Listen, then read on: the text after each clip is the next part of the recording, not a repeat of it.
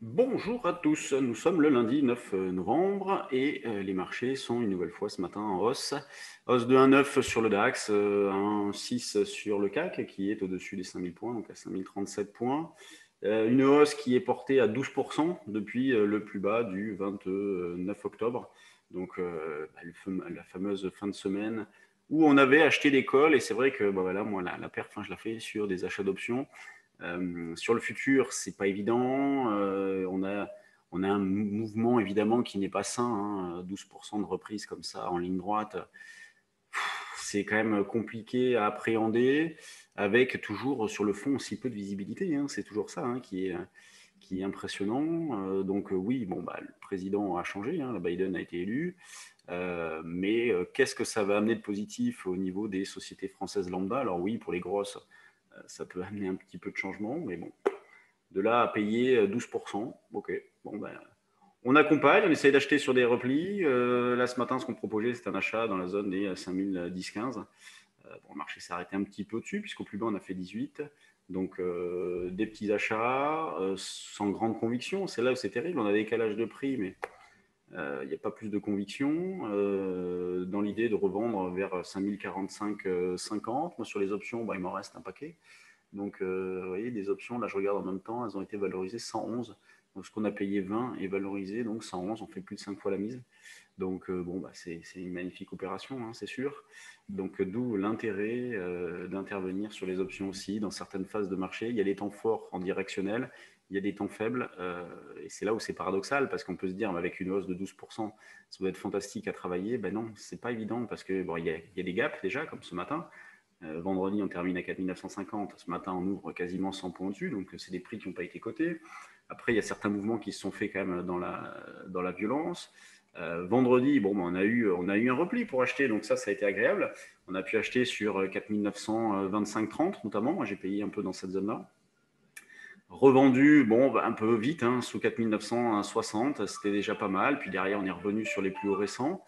Donc là, ce matin, 5010, 15 à l'achat. Possibilité de monter des synthétiques aussi pour ceux qui ne sont pas allés sur le niveau de prix actuel.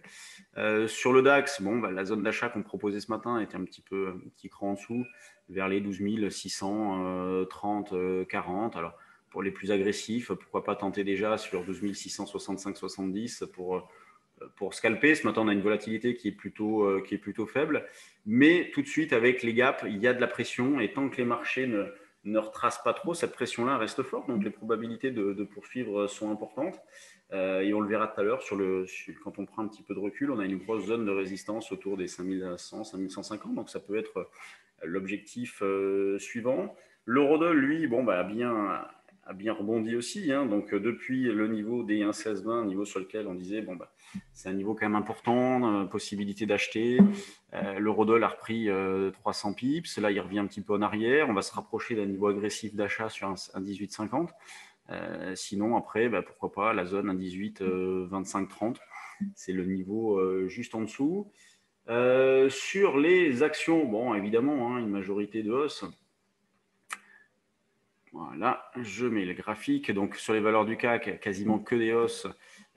Juste Alstom, bon, qui est à l'équilibre après avoir ouvert avec un gap à la hausse. On a Sanofi qui est un petit peu en sous-performance ce matin. Donc, on a eu l'extension de la semaine dernière suite au rachat d'une boîte et depuis, il revient un petit peu en arrière. Le CAC, lui, il est ici donc en hausse de 1,6%. On voit bien le gap et la zone de résistance dont je vous parlais tout à l'heure, on la voit bien ici aussi, hein.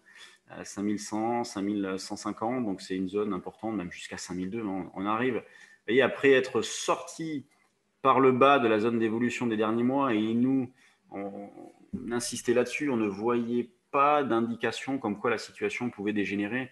Et c'est justement en partant de cette analyse-là que nous avons notamment acheté l'école. Moi, c'est là-dessus, hein. C'est grâce à ça, à cette analyse, que j'ai acheté l'école en me disant non, je ne pense pas que ça parte en vrille. Sur les actions, il y a même des configurations intéressantes. Et c'est pour cette raison que sur le trade du jour action, on a proposé des valeurs aussi à ce moment-là.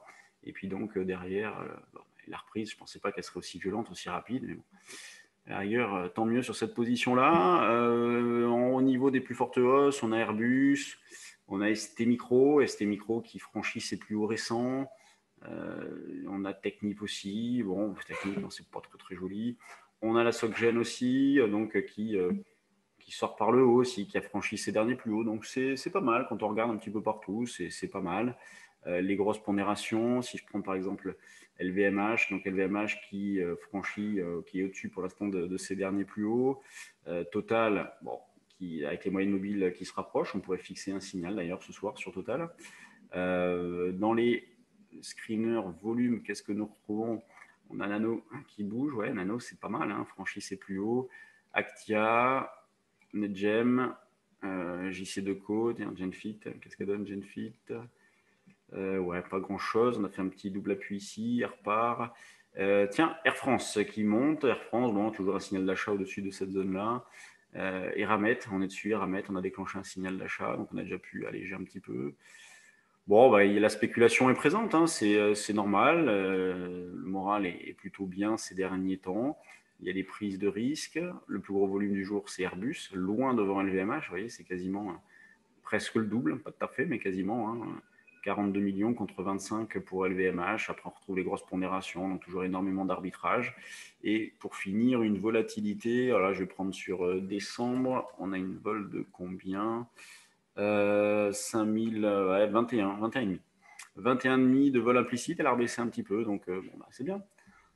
Ça permet de faire des choses, des stratégies à base d'achat d'options, justement dans cette phase pas très très claire, pas très très saine, eh bien les options sont intéressantes. Donc des écarts sur le futur plutôt à l'achat et des stratégies à base d'achat d'options, donc d'achat de volatilité. Allez, je vous laisse. Là, on va faire une révision sur le futur. Et puis, moi, je vous retrouve demain pour un nouveau point bourse. Allez, salut!